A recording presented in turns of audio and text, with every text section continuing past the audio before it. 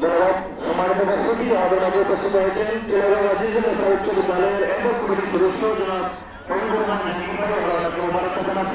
সম্মানিত উপস্থিতি, এ পর্যায়ে বক্তব্য রাখার জন্য আমি অনুরোধ করছি সিরাজুল হক আমাদের মাদ্রাসা সভাপতি জনাব হারুন রশিদ সাহেবকে বক্তব্য রাখার জন্য অনুরোধ করছি। আসসালামু আলাইকুম ওয়া সম্মানিত ঐক্য উত্তর আন্তরিক কর্তৃক আয়োজিত আজকের এই মানববন্ধনে আয়োজক কমিটিরা আমার অনুরোধ করছেন সংক্ষিপ্ত আলোচনার জন্য।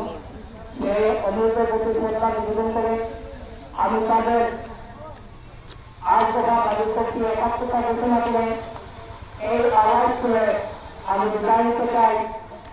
বন্ধ স্টেশন চালু করতে হবে এগুলো আপনারা বক্তব্য আমি শেষ করলাম।